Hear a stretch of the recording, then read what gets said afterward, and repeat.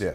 Yeah. MC Hammer don't f***ing play. But, you know, relatively speaking, man, my groups that I created sold more records than him. All of them. 357, you know, my group sold more records. Angie B sold more records. MC Hammer. Just hearing the name probably brings to mind those flashy parachute pants, those iconic dance moves, and that infectious anthem, "You Can't Touch This." But what if I told you there's a whole other side to Hammer's story? A side that takes him from being a pop culture icon to someone you absolutely wouldn't want to cross. It's a tale of grit, discipline, and loyalty, all rooted in his early life growing up in the rough streets of Oakland, California. Hammer's public persona may have been squeaky clean, but it was forged in a fire that very few ever get through unscathed. So, how did this man, who seemed larger than life on stage, come to be such a complex figure? Let's take it back to where it all started, the streets of Oakland, where Hammer's story began. Well, like every young person, I always dreamed of doing something big, aspire to do something big. That's what everybody, some of the people grow up wanting to be successful actors, athletes, entertainers.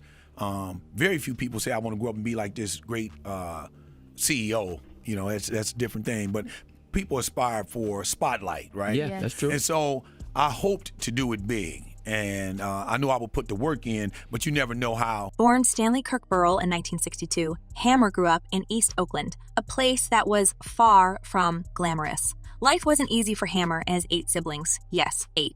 Imagine cramming that many kids into a small apartment, trying to make ends meet while the streets outside were anything but forgiving. His father walked out when Hammer was just 5 years old, leaving his mother to take care of the family on her own. Hammer has always credited his mom for keeping him and his siblings on the straight and narrow, but there were plenty of moments when the pull of the streets felt almost impossible to resist. Red, I'm gonna tell you something, you young, but I don't allow nobody talking about my mama. You understand me? I'll say, yes, sir. Oakland in the 60s and 70s wasn't just tough, it was a crucible. It was a kind of place where you either learned how to survive or got swallowed up. And Hammer, despite his colorful future image, was no stranger to the temptations that came with growing up in such an environment.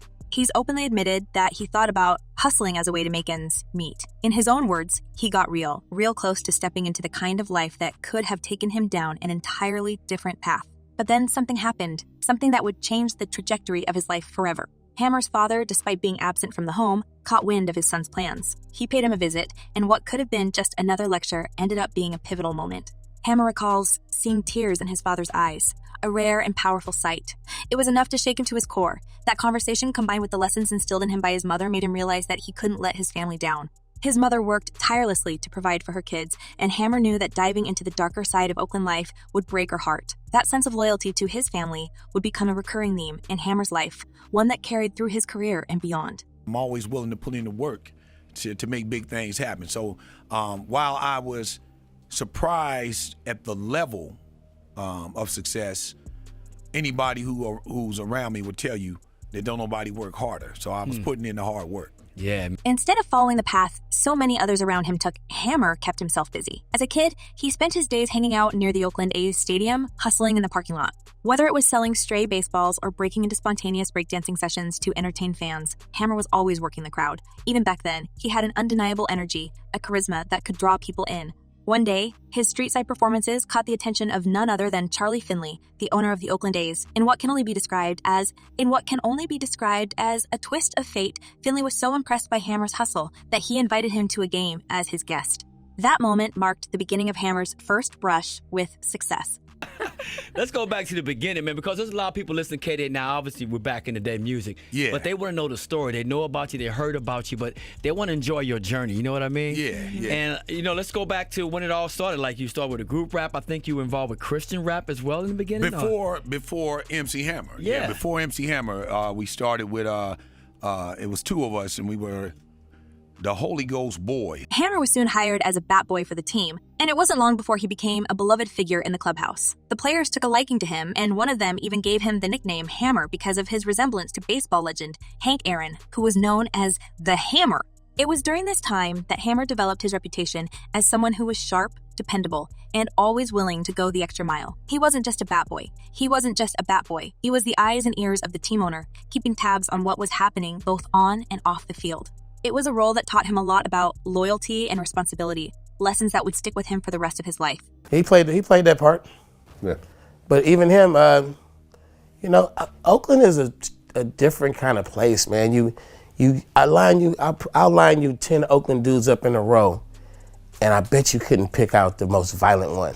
Like you just couldn't do it. You probably, I don't know what you would base it on, but I'm sure you'd pick wrong. But as much as Hammer loved being around the game of baseball, it wasn't meant to be his ultimate path. He tried his hand at playing the sport professionally, but it quickly became clear that he wasn't cut out for it. By the time he left high school, the future seemed uncertain. The streets were still there, waiting for him, but so was his family. Hammer wasn't about to let his mom down, so he decided to take a completely different route, one that would instill in him the discipline and focus he needed to make something of himself. Well, I live my life that way. Thank you. I live my life that way. If everybody is doing one thing, I don't want to do the same thing that everybody else is doing, no matter what it is. Yeah. And I feel like having the power and or the courage to be different, to do your thing. I think that's real important. In the late 1970s, Hammer enlisted in the Navy, serving for 3 years. It was during this time that he developed a sense of structure and purpose that would later define his career. The Navy gave him the tools to stay grounded, even when life threw him curveballs. It also deepened his faith, something that had always been important to him, but became even more central as he matured. After his time in the military, Hammer returned to Oakland with a renewed sense of determination. He wasn't just going to survive, he was going to thrive. Back in Oakland, Hammer decided to channel his energy into music, but not in the way you might think. He started off by forming a Christian rap group called the Holy Ghost Boys, blending his love for music with his faith. While the group didn't exactly take off, it laid the foundation for Hammer's future in the industry. It also showcased his entrepreneurial spirit. Realizing that he wasn't going to get signed by a big label right off the bat, Hammer decided to take matters into his own hands. He pulled on his connections from his days with the Oakland A's to raise money and started his own record label, Busted Records.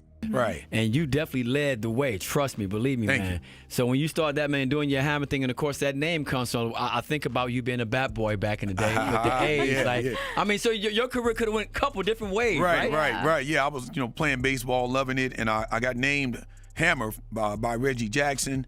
Because when I was little, I looked exactly like Hammer and Hank Aaron, and Hammer and Hank Aaron's nickname is the Hammer. This was where Hammer's grind truly began. He recorded his first album, Feel My Power, in the early 1980s and sold it out of the trunk of his car. It wasn't glamorous, but it was effective.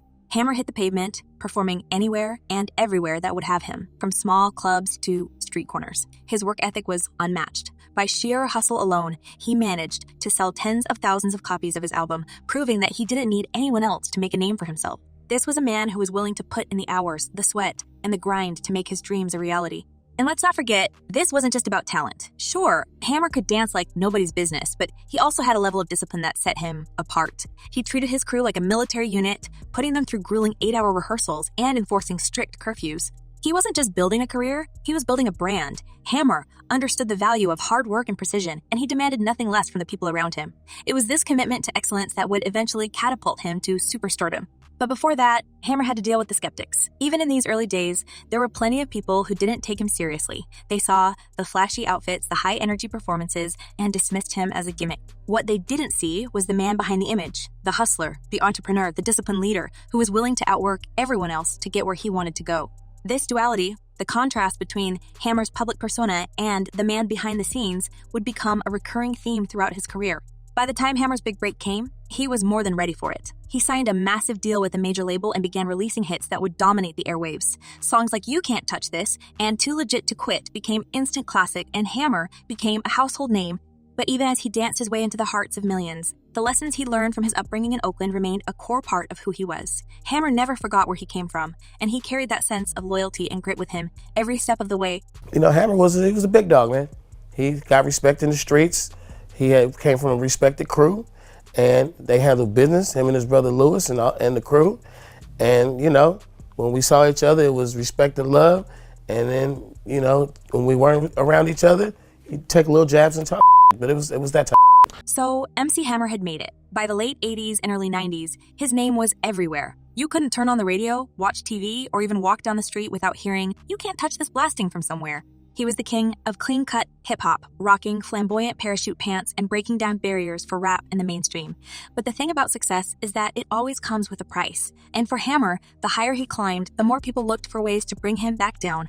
You see, while his fans worshipped him for his catchy beats and over-the-top performances, the hip-hop community wasn't as impressed. In fact, many of his peers didn't respect him at all, and Hammer found himself in the middle of a brewing storm. This wasn't just about music, it was personal. For some, Hammer wasn't real enough. He wasn't rapping about the struggles of life in the streets or the gritty realities that defined much of the genre at the time. Instead, he was up on stage dancing in bright, colorful balloon pants, smiling ear to ear, and creating a family-friendly image. To his critics, it felt too polished, too shiny, and way of commercial. Artists like Run DMC, Icecube, and even Shakur made it clear they didn't see him as an authentic voice in the rap game. But if there was one thing you didn't do, it was underestimate Hammer. Because while he might have looked like the friendliest guy in the room behind the scenes, he had no problem handling business when things got out of line. Young age, too, I'm like, yo, this is not playing. One of the biggest points of contention was Hammer's refusal to play the role of the stereotypical hardcore rapper. Record labels even tried to pressure him into dirtying up his image to sell more records. But Hammer wasn't having it. He famously said, "I had a record company tell me to dirty up my image. I told them no, that's not me. I've seen that life. I've seen that life. I've been around it, but I won't glorify it." He was determined to stay true to himself, even if it meant getting labeled as soft. But just because Hammer didn't rap about street life didn't mean he wasn't respected in those circles. In fact, Hammer's connections ran deep, especially in Oakland, where his reputation was far from squeaky clean. The only time I'm going dressed, it was ridiculous. I didn't know who that dude was. You put your foot in your mouth, said a couple things. You let smooth taste fool you. You thought the Running Man was more than a dance. Take his infamous beef with Run DMC, for example. Hammer had admired the group early in his career, but things changed when they felt disrespected by his music videos. In Hammer's early work, he parodied the group by dressing up extras in gold chains and their signature hats. Run DMC didn't take this lightly and made their feelings known, calling him out for disrespect. When asked about Hammer, they said, "He's a great entertainer, but he can't rap. Take away the dancing, the lights, and the crew, and there's not much left." Hammer, however, wasn't one to back down. He confronted the group at an event, and while there's no record of fists flying, the tension was thick enough to cut with a knife. Like, yes, sir, MC Hammer. In other words, I got the message. I heard about you, and I seen your work and what the 357 and all them could do. But the real fireworks started when Redman got involved. On his debut album, Redman included a skit where he mocked Hammer and even made comments about his mother. Now, if there was one thing he didn't do, it was talk about Hammer's family. He was fiercely protective, and this crossed a line. Redman later recalled how Hammer pulled up on him at an event, flanked by his crew, and made it clear that he wasn't playing games. MC Hammer was there. That approached me. He was like, "Red, I'm gonna tell you something. You young, but I don't allow nobody talking about my mama. You understand me?" I said, "Yes, sir." Because, yo, we was already in Oakland with EPMD, and we damn near had to bounce up out of there for that. Third Base, a rap trio from the East Coast, learned this the hard way. In their track, The Cactus, they included a line that Hammer interpreted as a direct insult to his mother. What followed was the stuff of legend. According to rumors, Hammer wasn't content with just confronting the group. He allegedly placed a bounty on their heads, reportedly worth tens of thousands of currency units. The trio was scheduled to perform in California, but once that hit was supposedly put out, they needed serious protection just to feel safe. They even hired a well-known street figure, Barefoot Pookie, to act as their bodyguard while they were in Los Angeles. One of the group's members, MC Search, later admitted that the experience left him shaken. He claimed to have spent years in therapy because of the incident, saying, "When someone tries to harm you over a lyric, it changes you."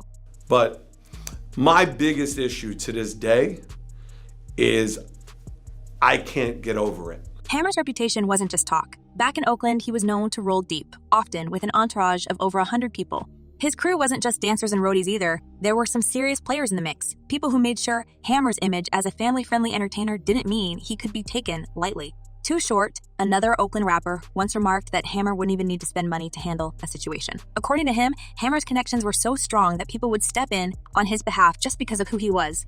If somebody was making Hammer uncomfortable, they'd get a warning real quick. And that warning wasn't negotiable. Even Icecube, who had taken shots at Hammer in the song True to the Game, ended up on the receiving end of one of these confrontations. In the music video for the track, Cube depicted a Hammer lookalike getting tied up and thrown into a car trunk. It was meant to mock Hammer's clean image, but Hammer didn't find it funny. Shortly after the video's release, Hammer and his crew showed up at a famous Los Angeles restaurant, Roscoe's Chicken and Waffles, where Cube happened to be eating. Hammer approached him directly and made it clear that the video wasn't appreciated. According to someone from Hammer's team, Cube quickly backtracked, apologizing and promising not to disrespect him again. Comments like, hey, look at this. Hammer was coming off a tour. Some stuff had happened. I can't give you the specifics, but some stuff had happened that was like some real life shit. Could have been shootings, could have been stuff had happened out on the tour. And then there was his time with Death Row Records, a label infamous for its tough image and association with some of the most feared names in the industry. By the mid-90s, Hammer had signed with the label, adding yet another layer to his already complex persona. Working alongside figures like Suge Knight didn't just amplify Hammer's reputation, it cemented it. If there were still people out there who thought Hammer was all about parachute pants and catchy hooks, they weren't thinking that anymore. Everybody talking but you fit Death Row, because you wear the right jewelry, you love cars like us. That's right. You like to work hard. That's right. Even outside of the music industry, Hammer's presence commanded respect. Stories circulated about how he handled disputes, whether it was with rival rappers or even local street figures. One particularly wild rumor involves a member of a well-known organization approaching Hammer for protection money while he was in Los Angeles. Hammer reportedly laughed it off, telling the man, "I've got 12 bodyguards with me. What exactly do I need protection from?" The next day, that same individual was seen apologizing to Hammer, apparently after learning just how deep his connections ran. But despite all this, Hammer never fully embraced the tough guy persona. He didn't want to be seen as a gangster, even if he had the respect of the streets. He was, at his core, still the same hardworking kid from Oakland who wanted to make his family proud. And maybe that's what makes his story so fascinating. He lived in two worlds, the bright, commercialized world of mainstream success and the darker, more complicated world of street loyalty. Somehow, he managed to navigate both, earning respect and criticism from each side. Still, the weight of carrying such a dual identity wasn't easy. Hammer's success made him a target not just for criticism but for financial and personal challenges as well. By the mid-90s, his empire was beginning to crumble. But even as he faced bankruptcy and the pressures of an industry that had turned its back on him, Hammer never lost the core of who he was. He remained loyal to his values. His family, and his community, even when it would have been easier to let those things go. As the years passed, Hammer's reputation softened. People began to see him not as the flashy pop star or the feared street figure, but as someone who had lived a full, complicated life. His story became a lesson in resilience, showing that even when the world tries to bring you down, you can find a way to stand tall. And while the public may remember him for his music or his iconic fashion, those who knew him best will always remember the man who never backed down from a challenge, whether it came from the streets, the stage, or anywhere in between. So, what do you think? Was MC Hammer's clean-cut image a facade, or was he truly a man of grit and loyalty? And how do you think his legacy holds up against the controversies that surrounded him?